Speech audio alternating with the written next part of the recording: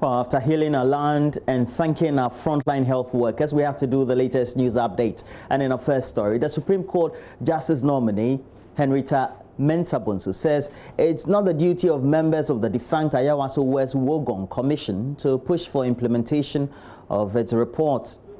She says their recommendations constituted advice and it's the job of parliamentarians and other institutions to push for the implementation.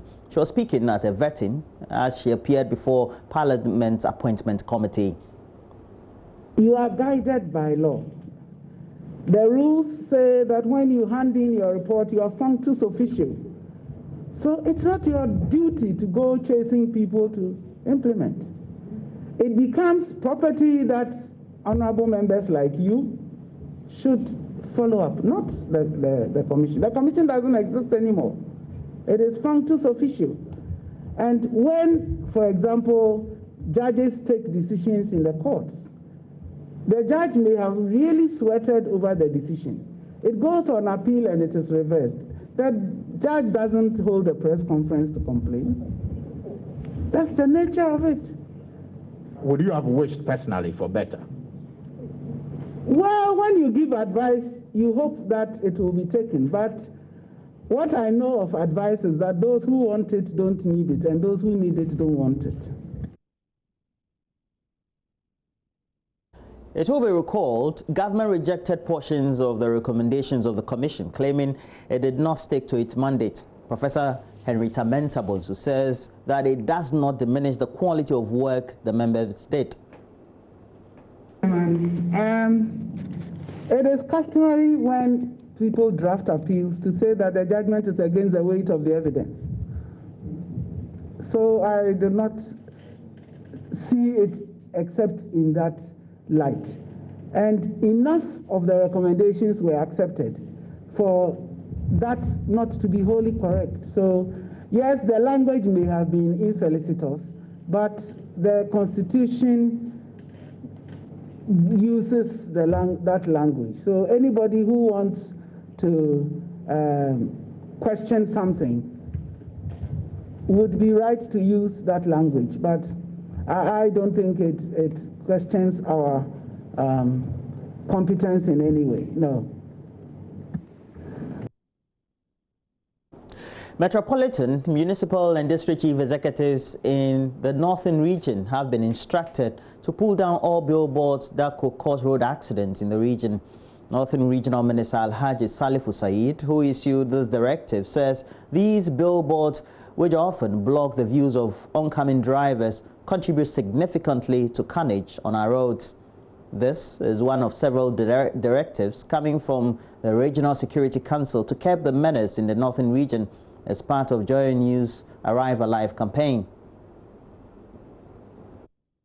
There are some companies and organizations who put billboards in certain way, and it blocks the visibility of people, and that thing too is another source of danger that causes a lot of accidents. So I am challenging all the metropolitan, municipal and district assemblies to ensure that people don't just put up billboards indiscriminately, especially or directive.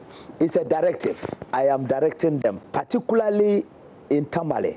You see that the major road sometimes in between, there's small space that they provide with at the middle of the road where pedestrians can go. People take advantage to put some huge billboards, and it blocks the visibility. And now that we are in a political year, this is a campaign season, and I want to also caution political parties not to put up very crazy billboards and certain corners and points that can block the visibility of road users, especially drivers and then other road users, so that they can see very well and to avoid such accidents. So with this directive to the MMDEs, when are you going to follow up to make sure that they have indeed obeyed this directive so that we can also hold you responsible? Yeah, fortunately, I'm calling them to come for a meeting because of the directive that His Excellency issued yesterday. You know, when the President does that at the national level,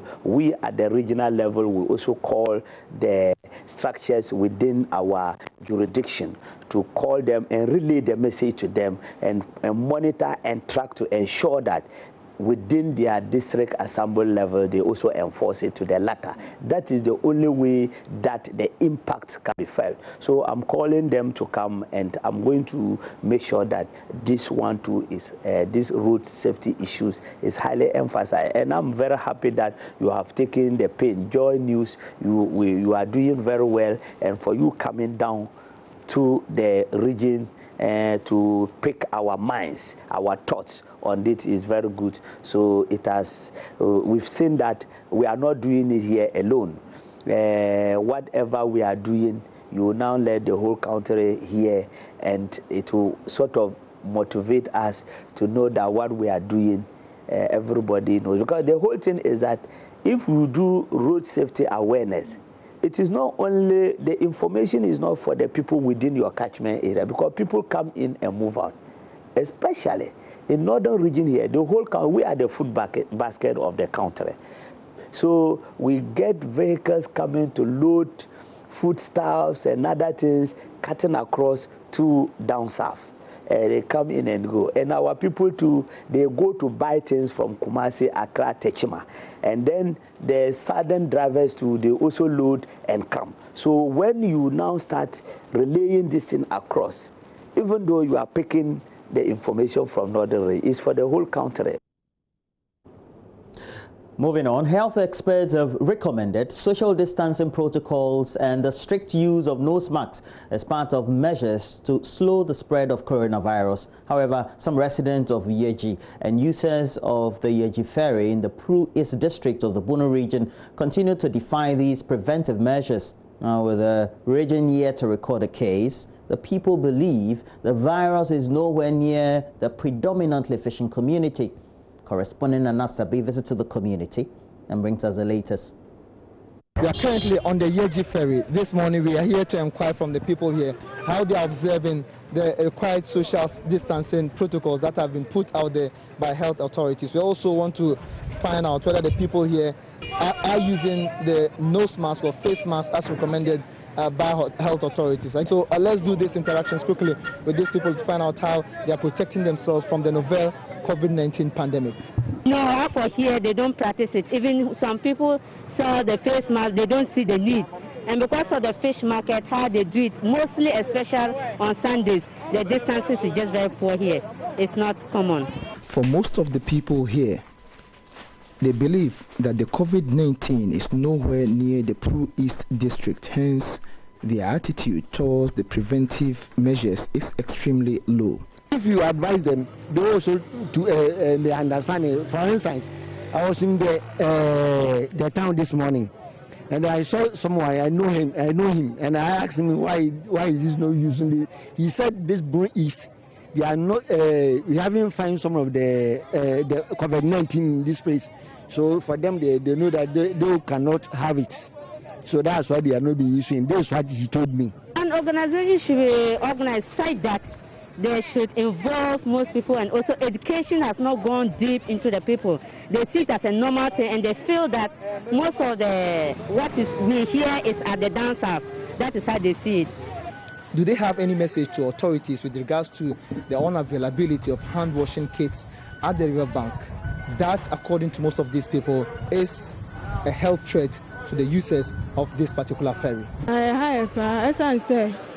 Looking at the way people get on board the ferry, they might easily leave the viruses around if they are positive, and that will spread easily if care is not taken. So we need hand washing facilities here to wash our hands.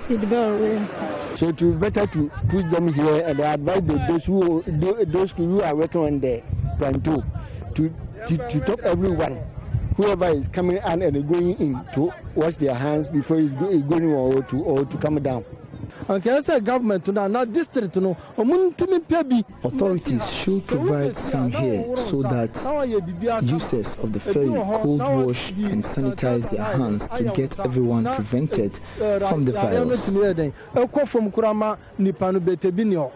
Others also tells me that majority of the people here cannot afford to buy the nose masks, and as a result, government should provide nose masks for these people.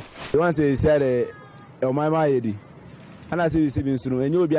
of the people here cannot afford to buy them due to economic hardships, so authorities should step in by providing to such people.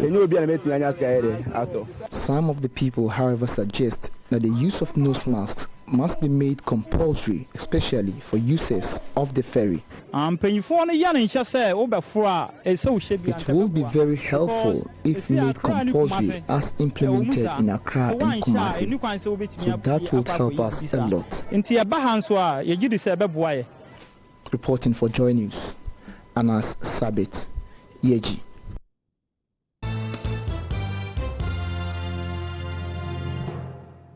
Well, so we're ready to do the newspapers, and well dominated by stories that have also dominated the headlines and the discussion platforms, and of course we'll do that in the next few minutes as Mamavi, as well as also being joined virtually by Evans and Israel. Good morning to you guys. Good morning to you, Mamavi.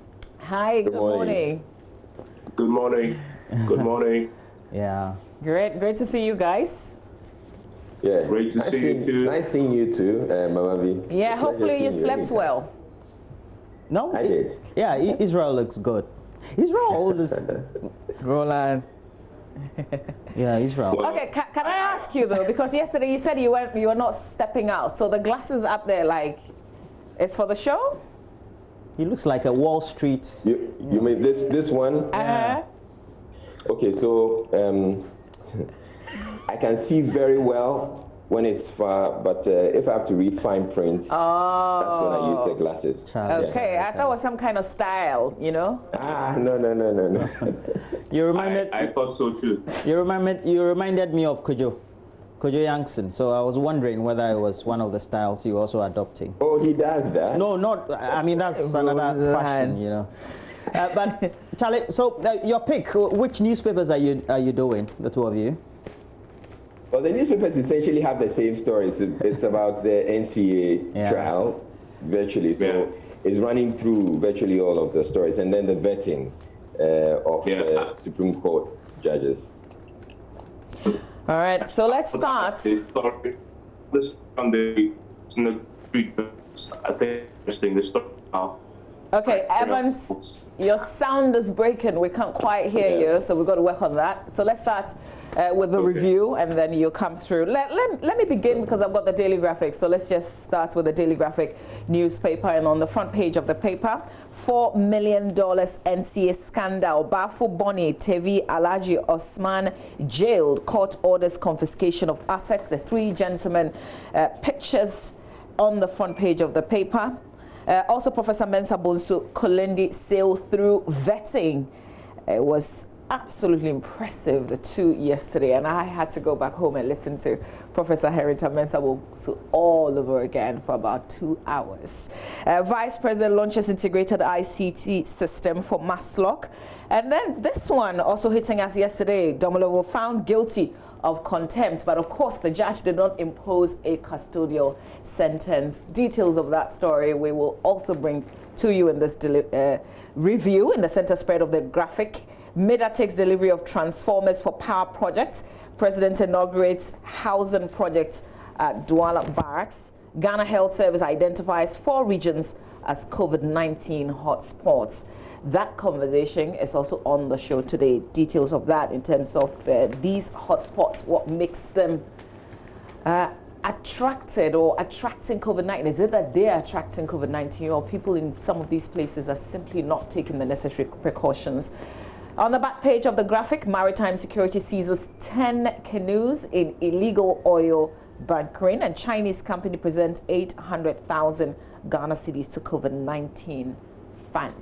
That's it for the Daily Graphic. Okay, can we have one of you? Okay, let's start with Israel. Israel? Yeah. All right, so it's about the NCA trial and the fact that some people, the 3 people, have been convicted and given jail terms. Yesterday, one of the... Israel, can we have you do the newspaper if you have it there so that it helps? Okay. I don't have the newspaper. All I have is the headline. Well, that's all right. So let's run through the headlines and then we'll come back and deal with the matters proper. All right. The Daily Statesman newspaper is the next paper I have. Maslow goes digital with the launch of integrated ICT system. 3 Mahama appointees jailed 16 years for causing $4 million financial loss at NCA. We're grateful to you. President commends soldiers for role in COVID-19 fight. The back page's got some sports stories, but as usual, I'll leave it for Benedict. All right, Roland. Okay, so we have the Ghanaian Times. That's on the front page. Same story about 3 former appointees jailed 6 years, and it says NCA $4 million financial loss scandal. There's the front page of the Ghanaian Times. It should be on your screens. And then we have other stories related to COVID. The Auditor General also found guilty of contempt, also mentioned yet. And the President commissions new Douala barracks at Bemakam. That's a good one.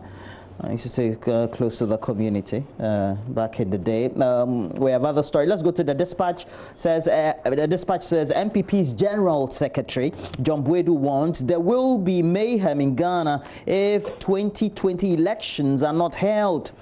Kufuado commissions apartment for the military. We have been delivering without sustainable funds, GBC boss, to concern citizen.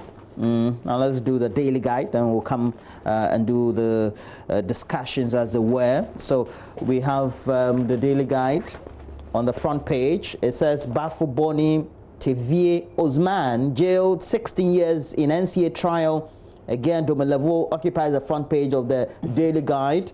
COVID cases saw Albifetwa nominee and December elections will come on. A story attributed to government. On the custodian front page, Kufuado praises military for exemplary COVID-19 fight in all great housing units, and basically the same story is occupying. All right. So Israel, let's begin. Right, so back to the story on the NCA trial. I've heard some commentary yesterday coming from Sami James, who spoke with us on Newsnight, and he stated that the corruption, the anti-corruption fight that we're talking about has to be in such a way that when we say we're dealing with corruption, it should cut across, and it shouldn't be because you're jailing political appointees or appointees of a previous administration. But let's have some examples for the present government as well. And I actually also believe that if we want to fight this, take on this corruption battle, we must do it and do it comprehensively so that people believe that we're actually fighting corruption, but not that we want to jail appointees of a previous administration, and that's going to be my take on it. But yes, we're jailing. If I may add, I don't know if can you guys hear me all right? Yes, we can. We can. Okay, so the point Israel makes, I guess, emphasizes the point about what I say is the politicization of corruption. Whichever way if the government prosecutes the government, the previous government will say, well, we haven't prosecuted some of yours. That is a valid point. But on the merit of yesterday's case, you have to put in the context of, again, the politics. Because when the Akufo-Addo came to power, there was this expectation because of who Akufo-Addo was and the way we knew him as a very astute lawyer, a no-nonsense lawyer who you cannot trifle with, that there was going to be a lot of corruption-related prosecutions when it came to former government appointees.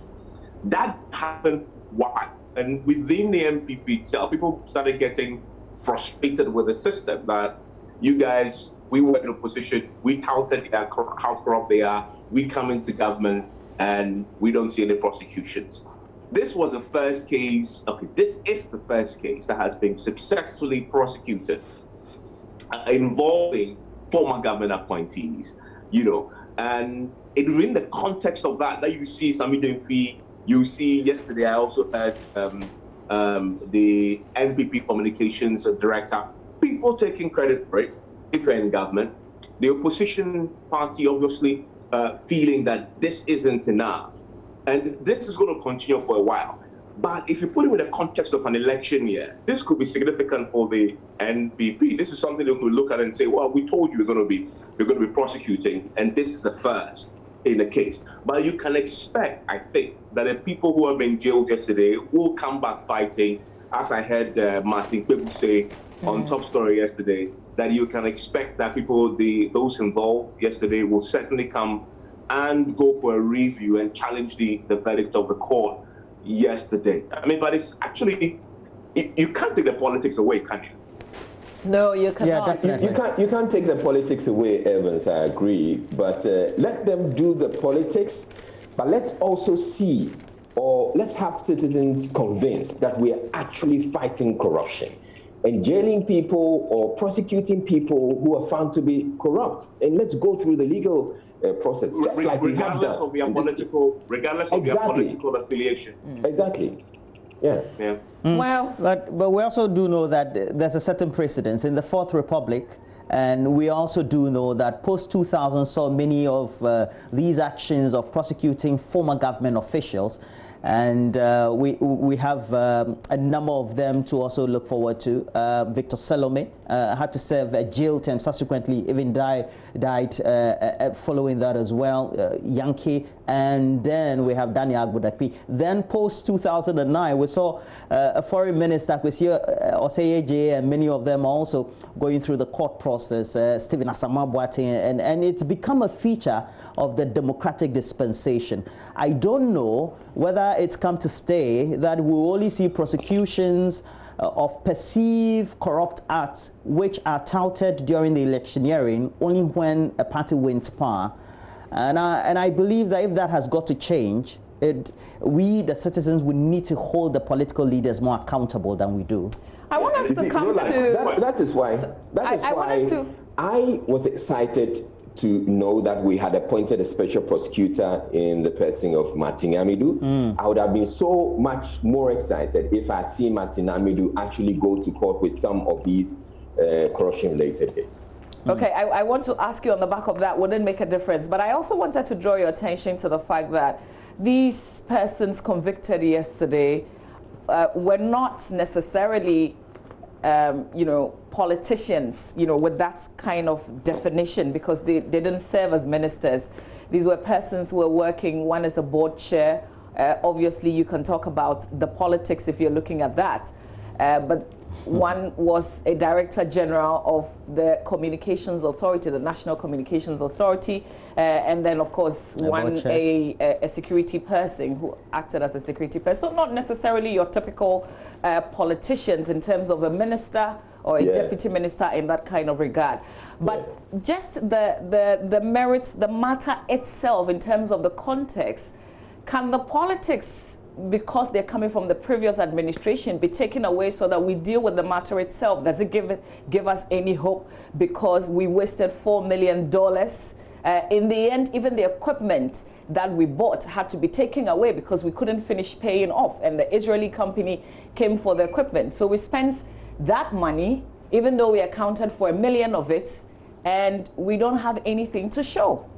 I think it's the consistency of it, and it's about you taking actions while serving in public office, which is inimical to the coffers of the state and also for public good. And if we can replicate that while in government, it helps, because then we'll know that apart from us knowing at the end of the day when the case has traveled through the court and we've seen a certain finality, the actions have been taken by the government and the political party that has the government in power, so that when related issues of precedents are mentioned, you can refer people to that. But also, Roland, I think for me, the most important part of this verdict yesterday is not so much that the guys were jailed, but that the Attorney General has been instructed by the court to sell their assets and retrieve an equivalent of what, $3 million worth of state funds from there. For me, that is the most significant part of the verdict yesterday, because really it means absolutely nothing to me if you put them behind bars and then you use the taxpayers' money to take care of them whilst they are serving their jail term for the 4 to 5 years that they got. And then the money is that now the court has brought finality to that, in fact, actually cause financial loss to me as a taxpayer. It's not retrieved. For me, it is often totally useless when we have these judgments where it's only about imposing a prison term that doesn't say anything about, okay, so what about the money that you say they cause financial loss to us for? Now we're seeing that the judge didn't say just retrieve the money. From what we read, the judge actually says how the money should be retrieved. In other words, sell their assets, you know. And for me, that is the key. The next big question is, and this is coming from what we saw with Alfred Agbeshi-Woyome, that it's not as straightforward to say that sell their assets, because we've seen this drag out quite protractedly with Woyome, how to sell the asset, finding the assets. And I think that's where the conversation should move. We should now put pressure on the system, the Attorney General Department. They should rejoice for a second and spend the next whatever hours working how to do this speedily and getting our monies back. Absolutely. All right. I think we spent a bit of time on the subjects. There was also the issue of Domolovo, you know, who was found guilty of contempt. Of course, he gave his defense as not seeing the suit early enough, but obviously that was not a good excuse for the judge sitting on the case, except that she didn't give a custodial sentence, you know, with the explanation that he is very important to the nation. I mean, what he does, you couldn't do that to him. That he's playing an important role. Exactly. So, yeah, but it sends a very strong signal, doesn't it? Yeah, it does send a strong signal. It also goes to show, I mean, for him, you should let him, it tells him that, I mean, you can't just do things anyhow, and you're supposed to comply. If the court asks you to show up, you have to appear. And I think that the reason why we tend to have a lot of related issues that pan out in the court is to serve as precedent, so that the next time we have somebody of a sort who occupies such an important office, and of course, because we know that it's supposed to be till you retire, etc., you cannot do actions that could also go contrary to the same office that you occupy and also serve the public. And I'm hoping this will be a case in point that will give him the confidence to do what is right, but at the same time steer him forward to rather enrich his office for posterity. Because it goes beyond just the stem, of course. I mean, this case really, it's a simple case of, well, you were prosecuting me, you brought a search charge against me, to be more specific, and then I filed a countersuit, and then you don't respond in time. We really did, which is what it is. Yes. And then Osako Mafo's people went to court and say, that is contempt. You're disrespecting the court because you're not, because remember that my reputation is on the line here. I want to clear my image and quickly move on, and your lawyers aren't responding. That's what he was found to have been in contempt of court for. Yeah. So it's one of those things that's reputational damage somewhat to the Auditor General. I mean, but we shouldn't forget the substantive matter hasn't been touched. Yes, definitely. The substantive matter of the search charge is still left untouched, and I guess for me that's where my focus is going to be going forward. And I think that we have to end this way, because if you and I quote the judge, and the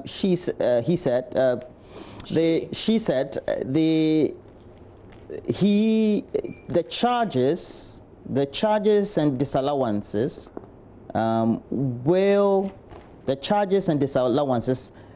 also means that he cannot choose which part of the rules he uses in carrying out his statutory duties to obey, and which ones he would like to ignore, disregard, and disrespect.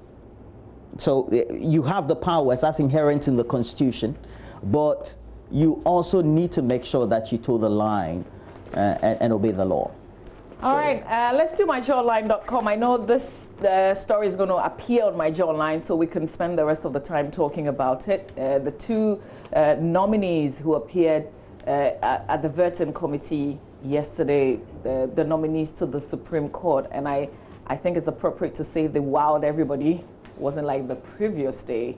A lot of people being impressed by their submissions. So let's do myjawline.com real quick, if it's possible. So myjawline.com started with a story. The first is by Martin Amadou. That's a front page story, and that is from my interview yesterday with Mahama Yariga, who is the MP for Boku Central. Very, very interesting about his relationship with a man who calls him son and he calls father. And they have a very interesting relationship because Tiamadou Yariga's father back in the day in the upper East region, to be very specific, lived in the same house, grew up together with their children. And so within the cultural context, he's indeed a son to a father who is now prosecuting him. And he talks about him in great depth. And I find that very, very fascinating. There's also the story on the front page about full judgment on Demelo. But now we're going to read a bit of the details. Oh, Papa also on a good news story also there. Recovers from COVID-19. You guys remember that he got struck down by the virus, but he's recovered. He's recovered now. And we have my favorite judge who is going to be confirmed very soon. That's Henrietta, Professor Mensa Bonsu, saying government rejecting portions of a personal report does not question our competence. Anybody remember that? Yes, definitely. And she subsequently saying that now it behoves on Parliament as well as the other bodies like civil society and the rest to make sure that the push for the implementation of these recommendations quite instructive, even though it's very, I would say, I thought it was a bit controversial. Well, but you know, it's well. There's also there's also, I mean, quickly. Okay, it looks like we lost Evans again on that. Okay, so we have a couple of the stories just to finish up. My relationship with the Kufuor would affect my work as Supreme Court judge, and until having his own chambers was with Kufuor, Prempeh and Co.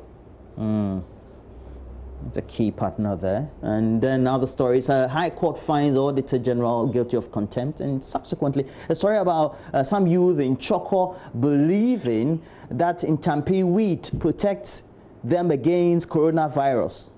They are wrong. And that's an opinion strictly following that story. That was a fact checker right there. Yeah. Absolutely wrong. But I also wanted to mention that there's a big decision today. There's a ruling on Martin Amidou's eligibility because of that age.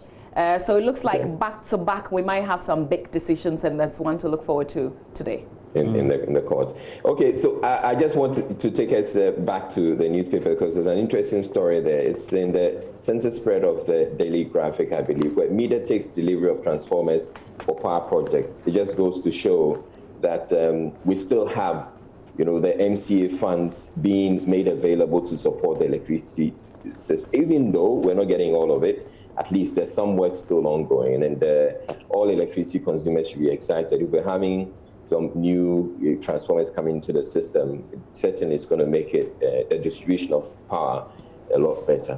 Yeah, Israel, advocating with your meter reading and how we should calculate. Well, I got my 50% rebate. I'm expecting it for June as well. Yeah, I got it too. I don't know about Evans. No, I haven't. I haven't too. Evans pays for 6 months, so he's going to enjoy it after December. Just before we run off, though, there was also an update on Ghana's COVID-19 situation, but it looks like because of the vetting and then subsequently the judgment, these two cases, nobody seemed to be talking about COVID-19. Meanwhile, the Ghana Health Service actually zeroed in on specific hotspots. Well, yeah, I mean, the COVID-19 issue, I mean, it's not going to go away. Today, we're going to devote a lot more attention to it, I'm sure. But certainly, it's worrying. But you also see people not being shocked anymore, you know, because it's gotten to a point where we've seen the numbers keep spiking. And people have come to a conclusion that, well, we're going to continue to see the numbers spike.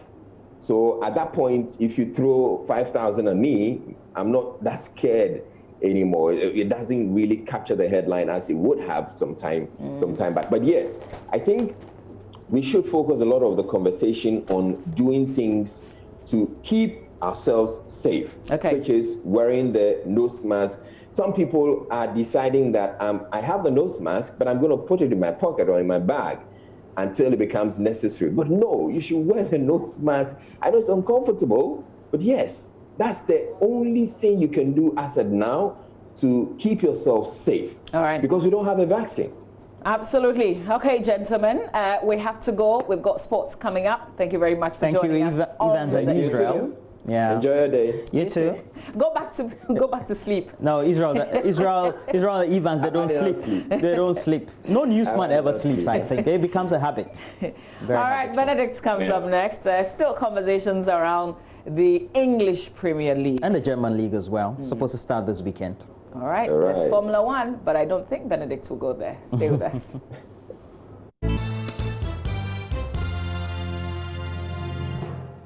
Well, thank you. And that was a good one there. And Azamati, I wish him well in his career. But for all the related things, sports, you can log on to myjoyonline.com. Get also all the latest update through our social media platforms, and particularly on Facebook, Joy News and TV. We have Joy 997 as well. Same goes for Twitter. And look, you just don't go watch, but also follow, click, subscribe, and then get to watch more uploads through Joy News TV, and that's our official YouTube channel. But moving on, we have to bring you the latest business stories. And after business, we have a great conversation. We have a lot of things dominating the discussion platforms. We're talking law. We also do know that Yoni Kolendi, as well as the great law teacher, Professor Henrietta Mensah, appeared before Parliament Appointment Committee. While they were there, there were two big cases for which we have a lot of discussion on. All these coming up after business. Well, moving on, legitimate artisanal, small and medium-scale mining is believed to contribute in excess of 30,000 jobs. Now, the lifting of the ban on small-scale mining, almost 2 years on, miners say several reforms would have to be done, and a lot have occurred, including getting professionals onto the field. But the Association of Small-Scale Miners say there's more to be done to weed out charlatans. In January 2017, when small-scale mining was banned, one of the reasons was its impact on the environment, especially on water and the destruction of the vegetation. Well, in 2018 August, more than a year after the ban was lifted with new conditions. 900 small-scale miners were given the license to operate. I have come to OCM to find out exactly what the new regulations have been and whether people here are keeping or sticking to the new regulations. One of them is actually community mining, which has an impact on the people in the community benefiting directly from mining activities and, of course, being involved. So they have become the watchdogs. I am going out there to speak with people who own this concession and how the community mining works. The property is 10 concessions put together, made of 25 acres per concession. A geologist and a financial manager at site, this was usually not the norm on small-scale mines. These pits, which ideally will be covered this time, in the past would not have been. The Environmental Protection Agency then inspects and grants a certificate within 180 days before a new pit is dug. Water on the concession has been drawn from a nearby stream and cordoned off to prevent chemicals from seeping into river bodies. This was also a requirement from Water Resources. Having put all of these in place, the community has confidence Gold Axe will do responsible mining and has been selected for community mining here. Following the Mining Act 703, Section 81 to 99 to the teeth, the community has decided to be involved in making sure miners do not flout the law, especially those connected to river bodies and the environment. First, I think the documentation, the control from the community level to the district level to the national level. Yeah, things are now regularized. Specifically, what is regularized? The license to mine, license to do exploration. Yeah, it's regularized. You can't do it the other way, not as a business as usual. Okay, you must go through all the processes because the community is empowered, the district is empowered, and the nationals are empowered too. When you travel between Kumasi and then Takwa using the Obuasi Road, prior to the ban, you see a lot of illegal mining activities by the roadside. But during the ban, those mining stopped. And it's evident. No, as we speak, we don't have incidents where you will see glaringly people mining along the roads and all that. Perhaps that is an attitude that has changed. When illegal mining was rife, more than 200,000 young people were involved. World Bank data says close to 15% of them were women and 6% of the concessions were also for them. More than 30,000 people are employed legally in artisanal and small-scale mines. Gold Axe is expecting to help the people of Jampomani in the Fantiakwa South District lift the youth unemployment, but will need further investment. 10 concessions. Now, the community mining. Community mining creates so many job opportunities for us, and so to develop the community and the country at large, we support the mining activities here. For now, there's a total of 10 concessions.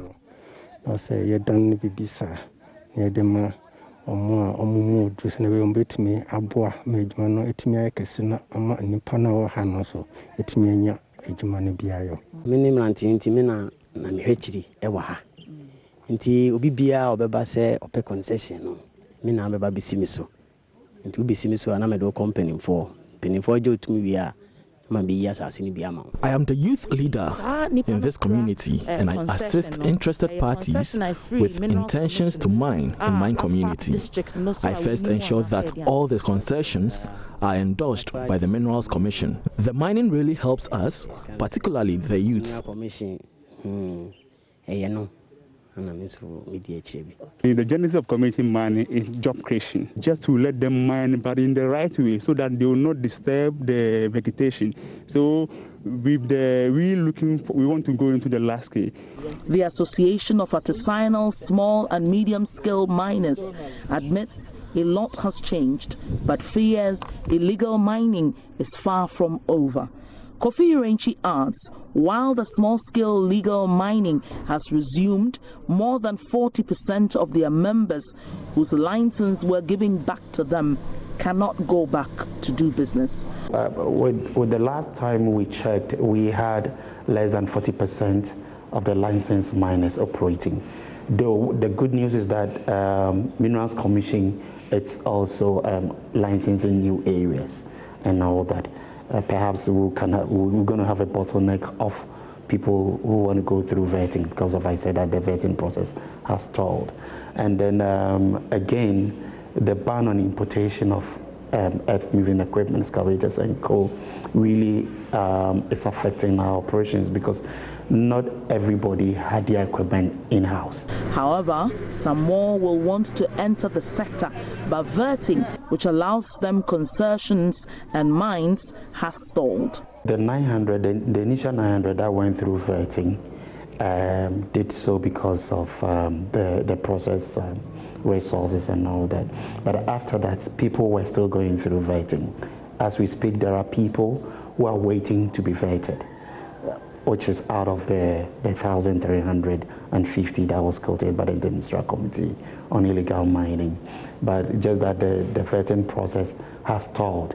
We don't know why and why it's not. So you see people who really want to work and they have all their documentation ready for vetting to be done, but it's like the process is stalled as we speak. Between 2013 and 2018, the World Bank funded the sector in training and inputs to make the sector environmentally compliant to the tune of $47 million. The need for training in health and safety, they admit, is lacking and must be reinforced. What is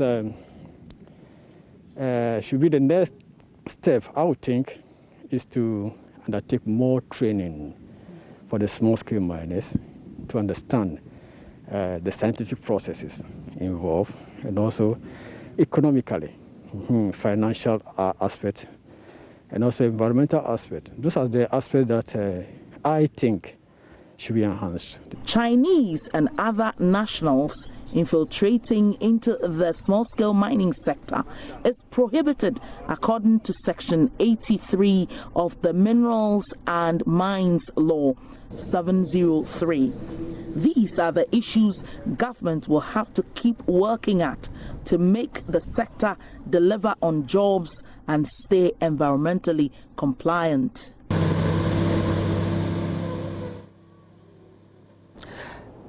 Well, Odilia helping us with great insight into the artisanal nature of mining, but now the current state of small-scale mining. But as we move on, we have to look at a greater discussion as we host legal practitioners and also tease out a lot of issues from related court cases that demanded a lot of debates, mainly on our discussion platforms and right here on Joy News as well. And we'll be hosting a number of them as we look at that outcome of the case involving the Auditor General, that contempt case, and then also former Director General of the NCA board chair, as well as related personalities in that case, in which ultimately we had in some 16 years of prison terms to those individuals. We'll look at all these up next in the next discussion segment.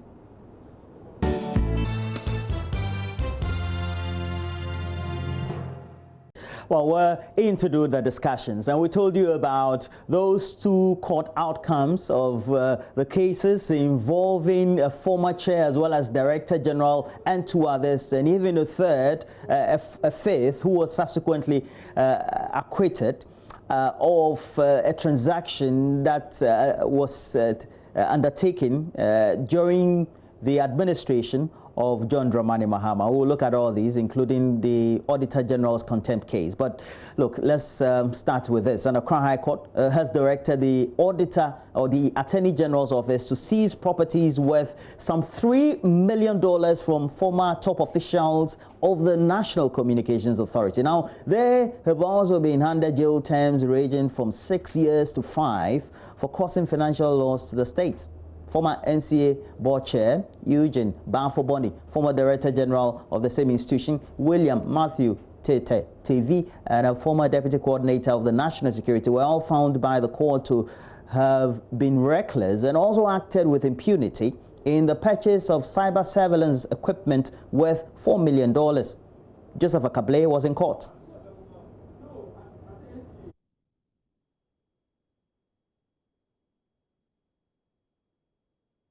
The case was the first corruption matter involving former government appointees that was filed by this administration.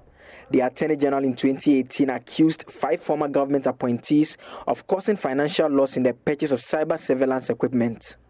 The AG's office in 2018 accused 4 former government appointees and a businessman of causing financial loss in the purchase of cyber surveillance equipment. The office had alleged that this purchase was without the NCA board's approval. The transaction was also said to have been outside the mandates of the NCA and was also not captured in its budget. An amount of $4 million is said to have been withdrawn from the accounts of the National Communications Authority, and $1 million out of this was deposited into the accounts of an Israeli company. The remaining $3 million, according to the state, was lodged in the account of a businessman, George Derek Opon, who acted as a representative of the local agents of the Israeli company Infralux Development Limited. Mr. Opon was also charged with stealing but was acquitted and discharged by the court. Another accused person, Nana Ensau, was earlier discharged as the Court of Appeal overturned the submission of no case ruling by the court. The court, however, found former NCA board chairman Eugene Bafo-Boni guilty and handed him a 6-year jail term. Former DG of the NCA, William Matthew Tetetevi, was also found guilty and asked to serve 5 years in jail, while former Deputy National Security Coordinator, Alhaji Mimina Osman, also got a 5-year term.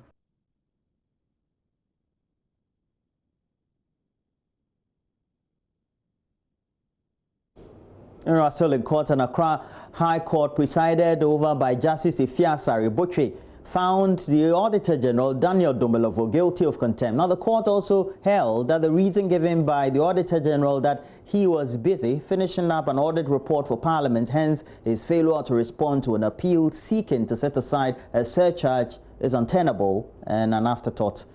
Senior Minister Yao Safo-Mafo, in his application in court, asked that Mr. Domelovo be punished for failing to respond to his case, challenging a $1 million surcharge on him within 14 days. Again, Joseph Akabele.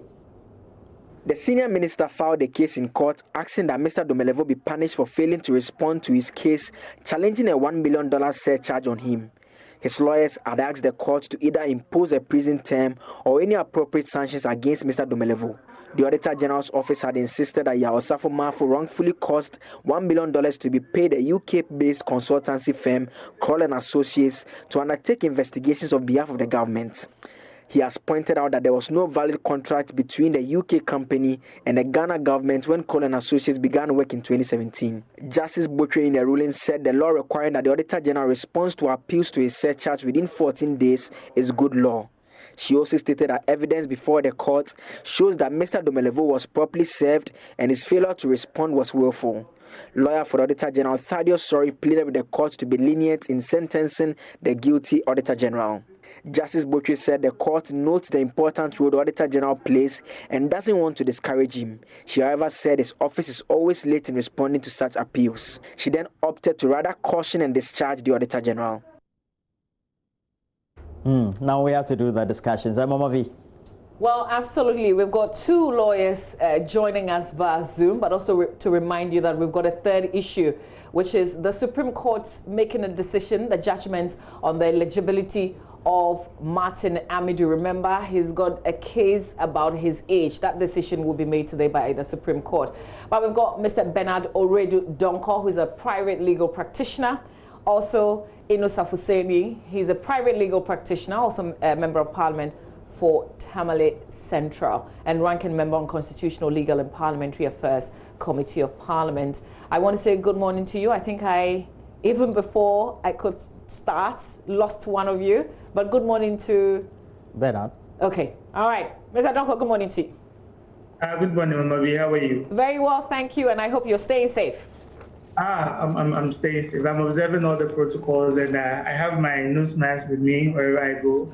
Just that I'm alone in my office, that is why I'm not masked, but I always have it here around. Absolutely.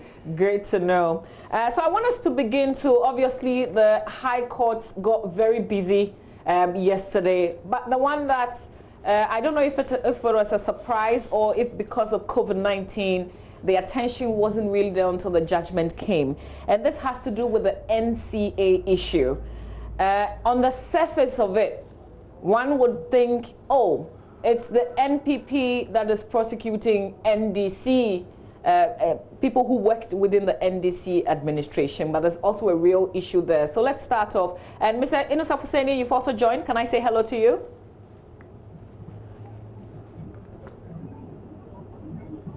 Hello, Mr. Fuseni? Okay, Alaji can't quite hear me, so we're going to work on that. But I'm still with you, Mr. Donko. I wanted us to set the tone. It's easy to look at it politically, but there's also a real issue underneath. But most importantly, there is a pending appeal with some of these gentlemen involved in this matter who have been convicted now. Can you explain in simple terms, what has happened and what is also happening in terms of the appeal? All right, thank you, Bambavi.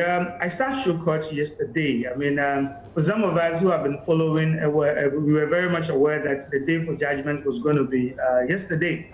So early in the morning, some of us were in court, and I sat through almost 2 hours of legal hearing. And for me, there's nothing like political prosecution, because the judiciary is supposed to be independent of the executive and all the other arms of government. And that is why it is the state that prosecutes and not a political party. So prosecutions are not done in the name of a political party, but in the name of a state. Zooming in back to the case at hand, yes, I mean, there is a leg of it pending at the Court of Appeal. In simple terms, every accused person, after the prosecution leads evidence in prosecuting you, you have the right to go to court and say that, court, listen, all this evidence led against me cannot sustain the charges against me, and therefore allow me to go discharge and acquit me. If the court finds so that by the evidence led by the prosecution, there's no case for you to answer, the court can discharge and acquit you. So in the case of the NCA, some of the 3 members, they have a pending application, which is an appeal on the submission of no case ruled by the trial court judge pending at the Court of Appeal. But let me be quick to add that it did not technically and necessarily stay in the hands of the High Court judge to go about whatever he was supposed to do. The accused persons have the right to pursue that as well and hope probably for a good outcome for them. So basically, yes, there's a pendency of an appeal on the submission of no case at the Court of Appeal, but yet did not technically operate at a stay to hold the hands of the trial court judge to go about his business yesterday. It is important to also mention that there was one person who had been, who went to the Court of Appeal and yes, so who was not included in this because he was also fighting off the same charges in terms of been discharged earlier by the Court of Appeal. By the Court of Appeal on this same submission of no case. So he was not even part of those who appeared before the court yesterday. Great. There was a 4th person. We'll talk about him, but let me check if I have Mr. Fuseni joining us and if he can hear us, if we can also hear him. Mr. Fuseni, good morning again. Good morning, Mr. Fuseni. I can see you, but I can't hear you. He's not speaking. No, he's not speaking. So let me still stay with you. Let me stay with you. And I want us to... He looks interested. I mean, he really wants to say something. If you could really try and get you to him. Absolutely, we will. So whilst my producer does that off air, let me let you, Mr. Donko, explain the issues in very simple terms, because there is a businessman and there's also an Israeli company that we purchased an equipment from. We paid $1 million, and I want to deal with it this way. So we paid $1 million, but that was part payments of the equipment that we purchased. Why are we dealing with 3 people, one a former board chair of the NCA, another the director general, and then a security person, when there was a businessman in the middle of this? And the state alleges that the businessman distributed monies from this sale or this purchase of this equipment, and it was only one of them, which is the former board chair, that there was evidence because he had made some confessions himself of about $200,000, but we didn't see any trail of that distribution, if you like, with the others. Explain why these 3 are paying for something that there's no evidence that they actually got some of these monies. You see, as for the no evidence part, you know, the prosecution led a lot of evidence in establishing the guilt of the accused person. So that is what the judge considered, and I mean, gave the ruling, his judgment yesterday. But you see, let me explain in simple terms the offense of causing financial loss to the state. You see, for instance, the businessman is not a state actor. It has a lot to do with state actors and very little to do with non-state actors. So the businessman was just a businessman somewhere who is doing his usual business, but it was the responsibility of those acting for and on behalf of the state to ensure that in dealing with a businessman, the state does not incur any loss. So for instance, you sell a pen for, let's say, 2 cedis. On the market, we know that probably the pen is 1 cedi. If, for instance, a state actor, somebody acting for and on behalf of the state, fails to do due diligence, fails to do all the necessary checks, and shows out the 2 cedis to you, you would definitely know that the money came from the state coffers, and therefore, if there should be somebody who should be charged for causing financial loss to the state, it is the person who was supposed to act for and on behalf of the state, because such a person is in a fiduciary relationship. The state, me and you, everybody has reposed so much trust in his judgment, so much trust in his decision that whatever decision he takes or whatever decision he's supposed to take is supposed to inure to the benefit of the state and not personal profit. So that is the whole issue about the causing financial loss to the state. It is a consensus of with state actors more, people who are supposed to act for and on behalf of the state. Let's see if we can have Mr. Fuseni join us now. Mr. Fuseni, another good morning to you.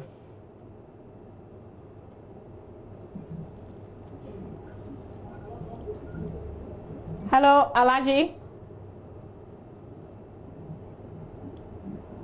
Good morning, Senior Fuseni. Okay, that's still not quite working. That's technology there, but we're still working on it. We're not giving up. I would have been interested to hear from him. Absolutely. If Zoom is not working for Mr. Fuseni, let's translate that into a telephone conversation. It would still be good. Mr. Donko, there's an issue of a board chair approving, and I'm doing it this way because I want us to all understand, because of the way that it has appeared, it's easy to lose all the tiny bits of information embedded in this whole judgment, so that in the end, I want us to also talk about what is there to learn going forward. So we're talking about a board chair who approved a figure without, but this is a board chair, but that's not the entire board. Explain what went on there in terms of the approval of this $4 million. You see, the decision of the judgment is quite comprehensive, and because there are, issues that may come up on appeal, I wouldn't want to so much go into it, and also because I'm not a lawyer in the matter, I cannot, behave as if I am seized with all the facts. What I listened to the judge say is that there was more responsibilities on the 3 other persons, the director, Mr. Tevi and Mr. Ausman, because you see, they are the managers of the day at NCA. So such decisions, they were supposed to have done sort of more due diligence. But I wouldn't want to say that there was no evidence linking the director. All I could say is what the courts have said. He was discharged by the Court of Appeal, saying that there was no case made against him. If we should go into it by probably linking him up and bringing evidence, it will be as if we are questioning the decision of the Court of Appeal. But the Attorney General, the state has not appealed that decision. And as we speak right now, the man stands a free man. So going into the nitty-gritty, what might actually happen, it remains our individual judgment. But now the Court of Appeal has spoken that the man is free to go. He had no case to answer at the trial court. All right, Mr. Fuseni is joining us via phone now, so I guess we can hear him. Alaji, good morning again. Good morning, Moazi. How are you? Very well, thank you. We could see you, we couldn't hear you, but at least we've seen you, so hearing you alone is fine. Thank you, thank you. All right, so we've been talking, I don't know how much of it you heard, because you looked like you could hear us. So if there's... Well, I could see your mouth moving, but I could hear no sound. Okay, all right, great. So we're talking about the matter of the NCA, the conviction that came in yesterday. Any initial comments that you want to make on that subject? Well, initially, my initial comments are that, well, it's a third case for the board chairman and the 3 other persons or 2 other persons who have been convicted of the offense of causing financial loss to the state. The judgment of the court is not yet ready. When the judgment is ready, there will be an in-depth study of the judgment, and probably appeals will be filed where necessary. But I think that it's really a sad day for them. In fact, we will look at the judgment. I mean, from what the excerpts we have read, it doesn't appear to us that the machine was not bought.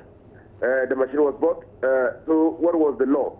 The law was the law the fact that the machine could not be installed, or what was the law? Or the machine could not be installed at the time that it was supposed to be installed. Does it matter? Was it the cost of the machine? So what is the loss? I mean, when the judgment comes, we will understand the nitty-gritty or the thinking of the judge in holding them responsible for cost of financial well, loss. at least with the excerpts that came out, not the full judgment though, we do know that we paid the 1 million to that Israeli company, and that was supposed to be part payments. They came to pick up the equipment because we had not paid in full. So, we spent. So again, what were the terms of payment? Were we to pay $1 million as advance payment for the delivery of the machine? When was the payment for the rest of the money to be made? All this might be captured in the judgment, and we will want to see why the Israeli company came back for the machine, because we had paid only $1 million. It is also crucial, Mr. Fuseni, to note that there was a confession statement that the court heavily relied on. Well, I've already, I followed the proceedings, and I know that the confession statement was impugned. But going forward, I mean, what does this teach us about? We've talked about corruption, we've talked about people being punished for acts that, you know, they did. This certainly, even though in terms of the court convicting the personalities, you would say is sad, but underneath it, this is a court that is working because some people, per the court's own decision, did not do due diligence. You see, equality of treatment and universality of application is important for securing the ends of justice. And regime change accountability is not the best to hold people accountable for or responsible for acts of commission or omission while in office. And that is what introduces partisanship into the whole debate of whether or not we are fighting corruption. And I had always believed that governments should be able to hold their appointees accountable as much as they hold the members or officers or appointees of a previous government accountable. And insofar as government is applying different treatment to almost the same situation, then you cannot help but look at what is happening through partisan lenses. But Mr. Fuseni, apologies there to cut you, but this was a court's decision. It wasn't a government decision, was it? Well, the judicial prosecution starts with a complaint and the investigation of the complaint and the establishment of a prima facie case that an offense has been committed before the matter is sent to court. Okay? And so the decision to pick and choose a case has political undertone. And that's what I mean. But I'm not meaning the court. I'm not accusing the court in any way of being politically biased. I'm saying that the decision, the universality of application, that look, in the same matter, under the current regime, might not see the court. The exercise of the discretion of the executive in similar circumstances of their officers might not end up in court. Mr. Fuseni, I was speaking to you strictly as a lawyer this morning, but just because you've gone there, I just want to ask, is that surprising? You're a politician. Well, I'm a lawyer before a politician. And I know the ends of law is to regulate the affairs of persons in society. And criminal justice must actually secure justice. In no way should a decision of a court or the treatment of persons accused of the commission of a crime be tainted with political coloration. And that is my worry. And I worry because as a politician, I could have been standing in the dock. And it doesn't matter whether I acted in good faith. The state would to get me incarcerated. That is my worry, that's my fear. And that is what I've expressed. There's another leg of this, and I want to begin with you, Mr. Donko, because you're still with us on Zoom, I presume.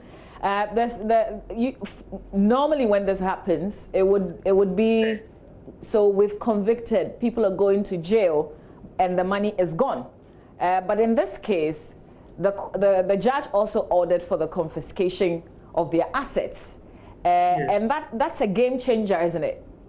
Yes, yes, of course. I mean, if I could just react briefly to what Senior Nusa said, you know, some of the times we might want to believe that some prosecutions are probably have political undertones, but definitely it would have to take the discretion of the Attorney General to initiate a prosecution against any individual. But the question is whether the individual had a fair trial. I have been following this particular case, and I'm very much convinced, even as yesterday when I sat through court, that the judge was very much convinced in what he wanted to do in his decision. So for me, I believe that, like Senior Nusa is very much aware that the judgment is not the end of the matter. They have the right to appeal all the way to the Supreme Court. So let us hope and believe that the judiciary would act or seem to act independent of any other external influence. Back to your question, Mama, I believe that it was a good initiative because the judge added that assets belonging to them worth $3 million should be seized. It is high time we fight corruption in such a manner because people have often shared the view that, oh, if I could amass this amount of money and go back, go to jail and come back to enjoy it, then it would be rather an incentive. Because at the end of the day, if I have the money, if I have all the resources, I could be taken care of whilst I'm in incarceration. So if I'm back and could have access to all the largesse, all the wealth I amass, then it could rather be a sort of a motivation for people to go into corruption. But in this case, losing whatever you have, I mean, as a result of your involvement in a matter which has resulted in you being incarcerated, will be a major disincentive and will be a major boost for the fight against corruption. So a question on the back of that, is this fair punishment considering they're spending time in jail and also paying off the money? As to what is fair or unfair, you know, judicial decisions are in themselves discretionary. I mean, the judge looks at the evidence adduced before him, he looks at the situation. In fact, in reading the judgment, I was in court yesterday, the judge alluded to the fact that corruption has become endemic in our system and we should have some of these cases as examples. He even also bemoaned the fact that by the rules of court and by the system we have in court, we should be able to shorten this trial because he mentioned that the trial had taken close to 2.5 years, and that was in itself a disincentive in the fight against corruption. So for me, as to whether it is fair or not, the trial court decision is not conclusive. They have the right to appeal. The Court of Appeal could overturn the decision. The Supreme Court could say even otherwise. So we leave it to the judicial system. We leave it to the rules of justice, but we'll be monitoring it closely. Mr. Fuseni, I want to ask you the same question, considering we're confiscating their assets, the court's directing exactly how this should be done, and also jailing them, the two going together, would that amount to fair punishments in your personal views? That is what criminal justice is intended to achieve, that nobody benefits from the process of a criminal enterprise. So if they have been convicted, the next order or the most appropriate order the court will give is for them to return or for the state to confiscate the unjust enrichment, the proceeds of the crime. And so I don't have a problem with that. I have a problem with the processes. And where justice is seen to be done, it must be manifestly seen to be done. Now, Donko talks about follow the process. In one of the cases, Dr. Esiao, the Court of Appeal was of the view that the trial judge was employing gymnastics to come to a conclusion that monies found in the account of Dr. Esau were monies derived and obtained from the commission of the crime, to which the distribution of monies that had been given to them by virtue of the monies that they had collected from the NCA. When there was no direct or inferential evidence to link the money in the account of Dr. Judicial to the commission of the crime. And so you see, and so he was, his submission of no case was upheld on appeal, and he was acquitted and discharged. So we have to wait until we see the judgment. The overzealousness of some judges to convict might be the undoing in this case. And well, this is Roland here, and I have some bit part to play as well. So I have just two questions. And if you look at the summary of what was given to us yesterday, you also get to find that the judge feels that we can improve jurisprudence by this case. And she says that for pre-trial disclosures and inspections that emanated from this case, as decided by the Supreme Court, to my mind calls for an urgent need for a complete overhaul of both Act 29 and Act 30. As the Supreme Court makes the procedure and Act 30 now anachronistic. Now, if you move forward, it also says that subsequently, there are a lot of interlocutory injunctions and subsequently also seem to have a lot of truncation and inhibitions in the way of just a normal case. How, I start with you, Mr. Oreidu Donko, how can we use this case in point to say, look, let's just go straight to the point and not go about beating around the bush, which you lawyers tend to use for your clients subsequently? Well, let me start by first saying that I strongly did not share the opinion of the judge when he talked about lawyers filing applications, interlocutory applications and all that. This is a matter of sentencing and freedom. The freedom of the individual is at stake here. If it is found guilty, it could go with custodial sentence. So lawyers will employ every legal available tool to defend and vindicate the rights of their clients. So if it is under the ambit of the rules of court and law only it is allowed by law, I don't think we could fault lawyers for going with applications before the Supreme Court, before the Court of Appeal, before the trial judge, just to protect the interest and freedom of their clients.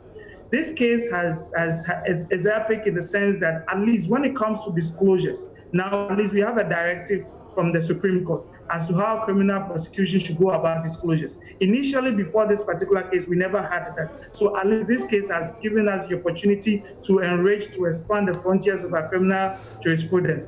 But indeed, lawyers should be allowed to operate within the ambit of the law, unless clearly it is an abuse of the judicial process. So for me, I sat through court, I listened to him, but I did not share that opinion that he was bemoaning the fact that the case had been fraught with a lot of applications coming from defense counsel. That is very much expected, because you don't expect defense counsel to just sit through, because at the end of the day, if the client is convicted, he may go to jail. So if a defense counsel is employing every available legal tool in defense of his client, I think what the judges would have to do is to bear with us. After all, we say the rules of justice, it grinds slowly, but it grinds perfectly.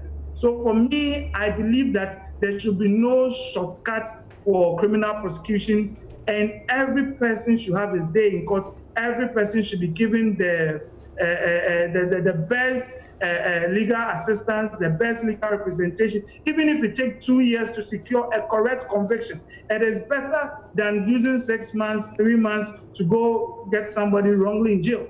So me, I don't share in that view at all. Lawyers should be allowed to operate, and in operating, they should be allowed to file the appeals they deem appropriate and necessary in defense of their clients. All right. Then the second one. Mr. Inusa, you have anything to say to this, or I can ask my second question? Well, I think that I share in his view. It's a right issue. in a criminal trial, the duty or responsibility of the accused person is to raise doubt. And in raising doubt, he has to employ all the legal tools available to him. Yeah. Mind you, if the accused person is convicted, he loses his rights, especially the freedom of movement. He's going to be incarcerated for a number of years.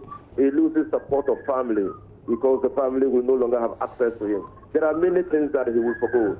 He is not entitled to a good name because he has been convicted for a crime. And so these are very weighty matters that have to be taken into consideration in by any defense lawyer. That a criminal prosecution, a criminal trial, is not just a trial.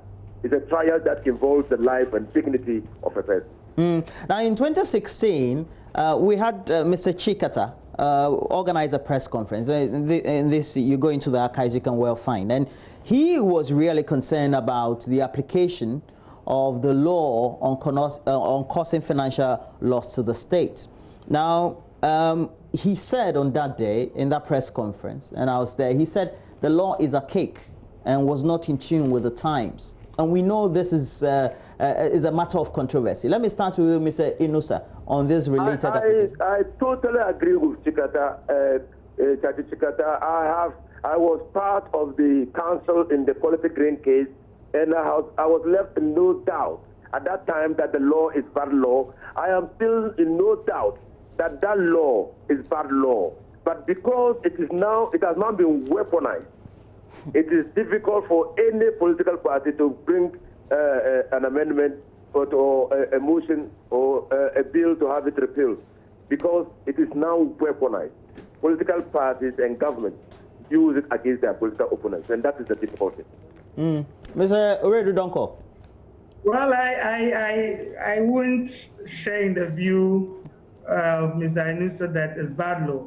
What I've realized about the financial law is that it's so broad, and it gives the prosecution and the judge a lot of room to operate. In that, all that they would have to come to court to say that a bad law gives the judge a lot of room to operate. Criminal jurisprudence should be construed strictly. Yes, it gives. Yes, I would admit that it gives the prosecution and the judge a lot of room to operate. But then again, I'll be quick to add that the person who is accused of causing financial loss to the state is given the opportunity to defend his case, to vindicate his right. So for me, I don't think that there's bad law to the extent that there are some state actors who deliberately or per negligence cause some loss to the state. And such people should not be made to go. This is a law on the statute book. Tell me one case in which a person has been charged with causing financial loss and has been acquitted and discharged by the court. I do appreciate your concern, because almost that is from the quality grain case all through to Mr. Chikata. But to say that it's been weaponized is quite extreme, which I don't share. Because, for instance, if you haven't caused financial loss to the state, there's no way you could be caught in this work. So at least we should maintain such laws to at least deter people who are state actors, that at the end of the day, you have this law called financial loss to the state. So whatever act, whatever situation, in whatever thing I do, in performing my duty for and on behalf of the state, I should have some mindset of this law waiting for me. But my only reservation is that it's too broad, and it gives the judge and the prosecution a lot of room to operate. What is interesting? Come back to the same position. But what is interesting? Criminal legislation must be construed strictly and tightly. Mr. Fuseni, I think what is interesting is the fact that this only comes up when a government uses it against persons in the previous government. But you come and the law is there, you don't do anything about it. Because it's not weaponized. Even I will not suggest that it should be repealed, because my party will win power. So you come and use the same weapon against your opponents. It's a weapon. This is interesting. But that becomes because you see, when you look at the history of cases, look at even Chikata's case. He had to be convicted and sentenced. He served part of his sentence before the Court of Appeal ruled that the trial judge was wrong in refusing to invite the international body to give evidence after he had been convicted. All right, gentlemen, because we have 2 other issues tabled, we will touch on them briefly. I know this has taken a greater part of the time, appropriately so, because this was a huge conviction. And so we needed to spend time on. But let's move away from Justice Eric Chebafor's court now. And let's talk about this other one, Justice Sewa Boche's courts on this ruling, this contempt case against Mr. Domolovo. Not getting a custodial sentence, but this is also punishment in itself.